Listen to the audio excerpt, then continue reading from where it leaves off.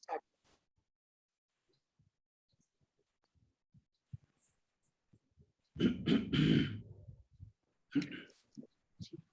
Rana sir को प्रणाम।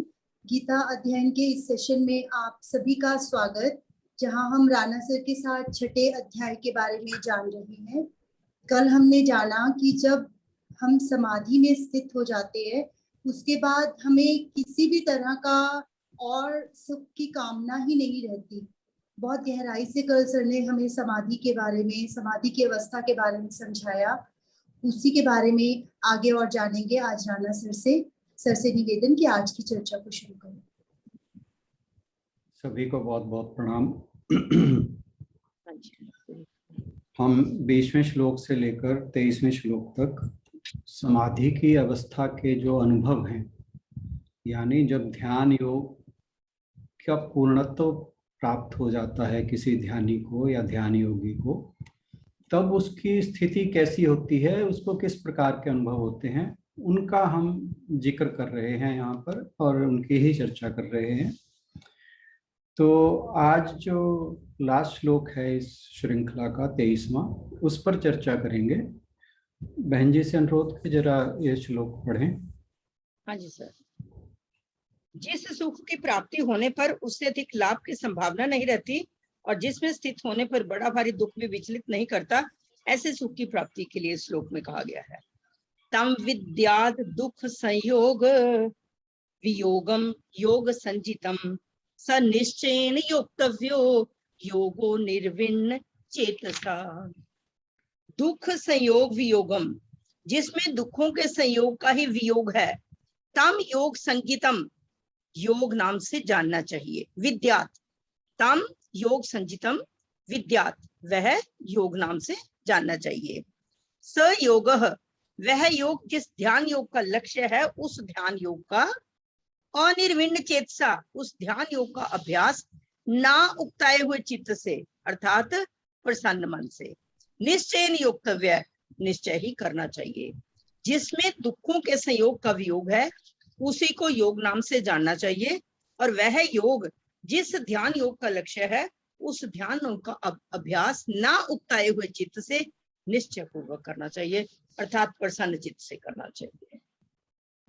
तो अब जब इस श्लोक में जो बताया गया है, इससे पहले के श्लोक में भी क्या था कि इन चारों श्लोकों में योग की स्थिति, योग क्या है, यहाँ पर हमने बात की समाधि की अवस्था का पूरा वर्णन कर दिया है। और फिर इसके बाद भगवान जी कह रहे हैं कि इस योग का अभ्यास निश्चय पूर्वक करना चाहिए, बिना उकताए हुए चित्त से। यानी कोई इसमें इसकी टाल मटोल नहीं करनी चाहिए। तो कहने का भाव ये है कि हमें जो मेडिटेशन की प्रोसेस है उसे डेली करना चाहिए और लगातार करना चाहिए और प्रयास करना चाहिए कि हम उस अवस्था तक पहुँचें। कम से कम अगर नहीं पहुँचे तो प्रयास तो हमारे जारी रहने चाहिए कि हम इस जो समाधि की अवस्था है उस तक पहुँचने का लक्ष्य तो रखें। तो फिर यहाँ पर ये भी बताते हैं भगवान जी कि अगर हम ये लक्ष्य रखते हैं तो मिलेगा क्या।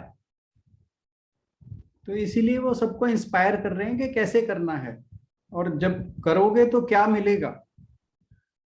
तो वो बता रहे हैं कि जो अभी तक उन्होंने साधन बताए थे, प्रोसेस बताई थी कि पहले मन को तैयार करो, फिर ऐसे ऐसे ध्यान करो। तो फिर बताया कि जब मन शांत हो जाता है, चित्त पूरी तरह शांत हो जाता है, तो उस अवस्था में आत्मा का दर्शन करना संभव हो जाता है और व्यक्ति यह जानता है कि मैं जो हूं वो एक्चुअल तो ये हूं और जिसे मैं अब तक समझता आया हूं वो मैं नहीं हूं। यानी जो मन बुद्धि शरीर जो हमारा, जिससे हम जुड़ाव रखते हैं, जिसके साथ मोस्टली आइडेंटिफाई करते हैं, वो हमारा एक्चुअल पोजीशन नहीं है, हम उससे अलग हैं। तो ये तभी पॉसिबल है जब हम उस प्रोसेस के थ्रू निकल जाएंगे और उस आनंद स्वरूप को प्राप्त कर लेंगे। तो ये पॉसिबल तभी है कि जब हम माइंड बॉडी और ये जो माइंड बॉडी इंटेलेक्ट, इसका जो कम्प्लेक्स होता है, या ये मन बुद्धि और शरीर, इससे जब हम आइडेंटिफाई करना बंद कर देते हैं, तभी ये पॉसिबल है कि हम जो अपना आत्म स्वरूप है उसके दर्शन कर पाए। और यहाँ पर कह रहे हैं भगवान जी कि जब ऐसा हो जाता है तब क्या है, यह है दुख के संयोग का वियोग। इसी को योग के नाम से जानना चाहिए। अभी तक 6 बातें उन्होंने और बताई थी, यहाँ पर फिर जो लास्ट 7वीं बात बता रहे हैं कि योग क्या है, दुख के संयोग का वियोग। अब ये देखिए, यहाँ बड़ी जो वर्डिंग यूज की है भगवान जी ने, ऐसी की है कि पढ़ते आदमी एकदम सोचता है कि ये है क्या, संयोग भी और वियोग भी। तो ये मतलब माइंड को अट्रैक्ट करने के लिए भाषा का यूज किया गया, ये जो वर्डिंग यूज की गई है भगवान के द्वारा, ताकि ये कि वर्ड को देखते ही एकदम ध्यान वहां जाए कि ये क्या कहा जा रहा है। अब है क्या कि हमारे जीवन में दुख, यहाँ पे जो बात हो रही है ना, दुख के संयोग का वियोग, तो हम पूरा जीवन हमारा दुखमय है। गुरु नानक जी ने कहा था, नानक दुखिया सब संसार, और महात्मा बुद्ध ने कहा था सर्वम दुखम दुखम। और भगवान जी यहाँ बता रहे हैं कि भाई वाकई संसार दुखों का नाम तो है, पर मेरे पास फार्मूला है कि वो उस दुखों से निकला कैसे जाए। तो वो फार्मूला हमें गीता के थ्रू बताया जा रहा है। तो हमारा जो दुखों से संबंध है वो हमेशा बना रहता है। वजह क्या है कि वही कि मन बुद्धि और शरीर के साथ हमारा जुड़ाव जो है, उसी से आइडेंटिफाई करना अपने आप को, उसी से कहते हैं तादात्म्य। हमारा तादात्म्य मन बुद्धि अहंकार के साथ है, ना कि हमारे स्वयं की आत्मा के साथ। जब हम अपने स्वयं को जान लेते हैं, फिर इस दुख का जो संयोग है, दुख से जो संबंध है, उससे विच्छेद हो जाता है। तो कहने का मतलब ये है कि अगर हमने ध्यान योग में खुद को सिद्ध कर लिया, परफेक्ट कर लिया, हमारा ध्यान योग सिद्ध हो गया, तो फिर दुख हमें कभी छू नहीं सकते। दुखों के संयोग से जो हमारा जीवन बना हुआ है, दुखों के संयोग से, दुखों के संबंध से, उससे हमारा विच्छेद हो जाएगा। जहां हमारा ध्यान योग परफेक्ट हो गया, जहां हम समाधि की अवस्था में पहुंच गए, फिर हमारा दुख, हमें दुख कुछ नहीं कर सकते, हमारा दुख कुछ नहीं बिगाड़ सकते। क्योंकि हालांकि ये भी हमें ध्यान रखना चाहिए कि मान लो किसी की समाधि की अवस्था प्राप्त हो गई है किसी को, जो कि बहुत योगियों को हमारे दृष्टांत भरे पड़े हैं हिस्ट्री में, जिन लोगों को इस अवस्था की प्राप्ति हुई है। तो ऐसा नहीं है कि हम जब समाधि में पहुंच जाएंगे या इस अवस्था को प्राप्त कर लेंगे तो हमें दुख नहीं आएंगे। ये जरूर जानने वाली बात है, दुख आते रहेंगे, परंतु हमारा उनसे संयोग नहीं रहेगा, संबंध नहीं रहेगा, वो हमें विचलित कर नहीं पाएंगे। तो ध्यान जो है वो हमें, हमारी जो स्पिरिचुअल जर्नी है, आध्यात्मिक यात्रा है, उसमें हमें प्रोग्रेस तो करता ही है, हमारी ग्रोथ तो होती है, परंतु उसके साथ एक चीज और प्रदान करता है, प्रोवाइड करता है। वो क्या है कि हमारी दुखों से पूर्ण मुक्ति हो जाती है, फिर दुख हमें कुछ नहीं कर पाते।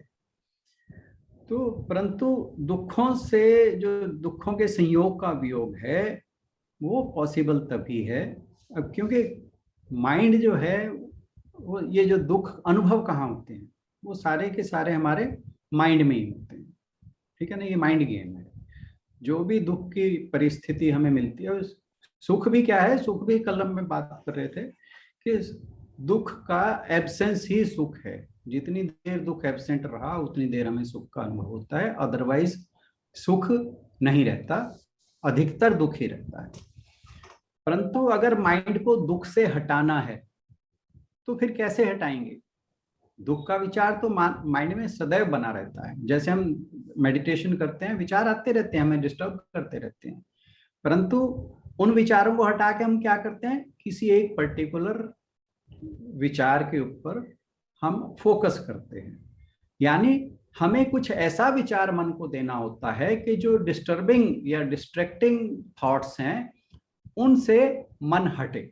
तो यहां पर भी जब हम कह रहे हैं कि दुख हट जाएंगे, तो उसका मतलब क्या है कि दुख का जो विचार है मन को उससे हटाना है। वो कैसे पॉसिबल है कि हमें, जैसे हम मेडिटेशन में करते हैं, हमें कोई और जो बेटर विचार है वो देना होगा। वो क्या है कि भाई हमारी दुखों से निवृत्ति हो सकती है, हमें मोक्ष की प्राप्ति हो सकती है। और इसके लिए भगवान जी कह रहे हैं कि लगातार अभ्यास करना चाहिए बिना उकताए हुए, क्योंकि ईश्वर जो है, और ये दुखों का कारण क्या है, माया।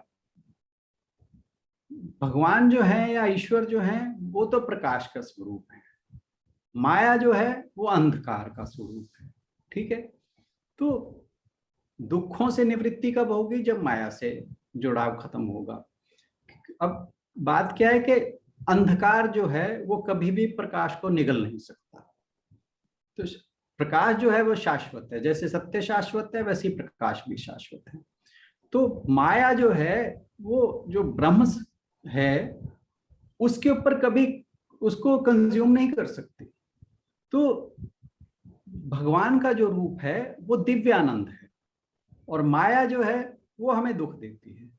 तो जो व्यक्ति ध्यान योग के द्वारा यानी समाधि के द्वारा ईश्वर का आनंद प्राप्त कर लेता है, फिर उसकी वो माया से परे चले जाता है, फिर यानी उसकी दुखों से निवृत्ति हो जाती है। और फिर अभी तक आप ये देखिए, जितनी भी बातें गीता में अब तक आई हैं, भगवान ने कहीं भी ये नहीं कहा कि तुम्हें ये काम बिना उकताए हुए चित्त से करना चाहिए। यहाँ पर भगवान जी जोर दे रहे हैं कि ये तुम्हें करना ही चाहिए, ये तुम्हारा लक्ष्य होना ही चाहिए। ये जैसे एक माता पिता अपने बच्चे को कहते हैं कि तू, जैसे पढ़ाई के लिए वो कहते हैं कि नहीं तूने ये, जैसे मान लो किसी ने ग्रेजुएशन करनी है कि या कोई भी डिग्री करनी है, मान लो कोई उच्चतर शिक्षा उसने ग्रहण करनी है, कि नहीं तुझे ये तो करनी ही करनी है। टीचर भी ऐसे ही कहता है, और उसके लिए एक करिकुलम या पाठ्यक्रम भी बना रहता है। तो भगवान जी ने भी यहाँ गीता के रूप में एक पाठ्यक्रम दिया है मनुष्य को कि मोक्ष की प्राप्ति कैसे होगी। ठीक है, तो यदि इस पाठ्यक्रम का या करिकुलम का पूरे पाठ्यक्रम को जैसे भगवान जी एक स्टेप बाय स्टेप बताते जा रहे हैं, तो अगर हम वो फॉलो करते हैं तो मोक्ष की प्राप्ति अवश्य होगी।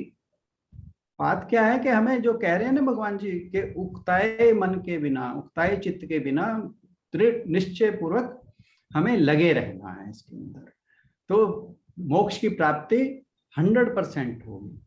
तो अब जो ये 4 श्लोक में भगवान जी ने बताया है, तो अगर समाधि की अवस्था पहुंच जाती है तो क्या क्या अनुभव होते हैं। पहले में बताया था उन्होंने कि एक तो चित्त उपराम हो जाता है, यानी चित्त की वृत्तियां शांत हो जाती हैं। फिर बताया था आत्म दर्शन के स्वयं के द्वारा स्वयं के अंदर दर्शन करना, यानी मन के अंदर मन के द्वारा आत्मा के दर्शन करना। फिर दूसरी ये बात बताई थी, तीसरी बताई थी कि स्वयं के रूप में स्वयं में स्थित, या वो बताया था ना तत्वनिष्ठ, तो यानी स्थित प्रज्ञ। फिर बताया कि ये ऐसा लाभ मिलता है जिसके आगे बाकी सभी लाभ गौण हैं। फिर उसके बाद बताया कि ना दुखेण गुणापि विचाल्यते, कि ऐसी स्थिति में मनुष्य पहुंच जाता है जहां फिर उसे दुख विचलित नहीं कर पाते। और यहां बता रहे हैं लास्ट में कि उसके सभी दुखों के संयोग से वियोग हो जाता है, यानी जो दुखों से उसका संबंध है वो छूट जाता है। तो यहाँ पर जो भगवान जी ने सारी बातें बताते आ रहे हैं, दूसरे अध्याय में उन्होंने बताया सांख्य योग के द्वारा आत्मा क्या है। ठीक है, तीसरे अध्याय में बताया कि कर्म योग के द्वारा मेरा का भाव उसको कैसे त्यागना है, वो सारा बताया। फिर चौथे और 5वें में बताया कि कर्म संन्यास के माध्यम से कि मैं डूअर हूं, डूअरशिप से अलग हो जाना, कर्ता का या कृतत्व का भाव छोड़ने की बात होती है। तो ऐसे ही मतलब करिकुलम डेवलप हो रहा है, एक पाठ्यक्रम बन रहा है भगवान जी ने बनाया हुआ गीता के द्वारा कि हमें वो उच्चतम लक्ष्य उस तक पहुंचना कैसे है। और फिर भगवान जी ये भी कह रहे हैं कि भाई ये लक्ष्य आसान नहीं है, टाइम भी लगने वाला है और रास्ते में बाधाएं भी आएंगी और हमें उन बाधाओं को पार करने के लिए लगे रहना है, निश्चय पूर्वक लगे रहना है। और क्या क्या बाधाएं आएंगी फिर इसकी बातें आगे कही गई हैं। आज के लिए इतना ही, धन्यवाद। बहुत बहुत शुक्रिया राणा सर का, बहुत ही अच्छी व्याख्या, दिल को छू लेने वाली व्याख्या। सर ने जैसे अच्छे से बताया कि अंधकार कभी प्रकाश को ढक नहीं सकता, बहुत ही अच्छा। और लेकिन उस स्थिति में जाने के लिए, उस अवस्था तक पहुंचने के लिए जरूरी है कि हम लगातार चलते रहें, रुके नहीं। बहुत ही अच्छे से सर ने बताया, बार बार सुनने का मन करेगा इस रिकॉर्डिंग को मेरे ख्याल से। बहुत ही बढ़िया। और एक सर इससे मिलती जुलती एक कविता निकल आई है, अभी 2 मिनट है भी तो मैं वो कविता पढ़ देती हूँ आज। जरूर। उस कविता का शीर्षक है रुको नहीं तो अच्छा है। सांसों के चलते जाने तक, सूरज के ढलते जाने तक, थोड़ा वक्त गुजर जाने तक, वापस एक शहर आने तक, रुको नहीं तो अच्छा है, रुको नहीं तो अच्छा है। मुश्किल का आना बस ये है, तुझ में कोई बात बड़ी है। मुश्किल का आना बस ये है, तुझ में कोई बात बड़ी है। सब में से बस तुझको चुनकर देने तेरा साथ खड़ी है। तय करना है तुझको रास्ता, निश्चय के पद चिन्ह बनाकर। दृष्टि आज विधाता की भी तेरे ऊपर आन पड़ी है। वो मजबूत करेगा तुझको जहां जहां तू कच्चा है, रुको नहीं तो अच्छा है। तेरी एक पलक की गति में लहरों का आवेश भरा है। तेरी एक पलक की गति में लहरों का आवेश भरा है। मस्तक के स्मृति चिन्हों में विस्मृत एक संवेग भरा है। छुपा हुआ है हथेलियों में उलझा उलझा सा एक रास्ता। तू अपने मन के घावों से आखिर अब तक नहीं डरा है। तेरा कायम होना भी तो रब के जितना सच्चा है, रुको नहीं तो अच्छा है, रुको नहीं तो अच्छा है। मैं कुछ ढूंढ रही थी आपके आपकी व्याख्या पे बोलने के लिए, कुछ ढूंढ रही थी, खुद ही निकल आया, मैंने नहीं ढूंढा इसको। वो जो जैसे आप मेडिटेशन के बाद भजन गाती है ना, वो उसको एक अलग शिखर पे ले जाता है। ये चारों श्लोक को आपने इस कविता के माध्यम से ना बस क्या 4 चांद लगा दिए कहूंगा मैं। बहुत खूब। कभी कभी कोई परिस्थिति हो जाती है ना, तो आज सुबह से थोड़ा सा मन ऐसे विचलित भी हो रहा था, पर आपकी व्याख्या ने दोबारा से एक बार लाके रास्ते के ऊपर खड़ा कर दिया कि हटना नहीं है, हमने रास्ते पे, हमें उस पे चलते ही रहना है। Thank you so much sir, thank you so much. Thank you so much. इसी के साथ इस चर्चा को यहीं पर विराम देंगे और एक बार ओम के साथ अगले सेशन की ओर बढ़ेंगे। उषा शर्मा जी से अनुरोध, एक बार ओम का जाप करवा दें, लंबी धुन ओम की।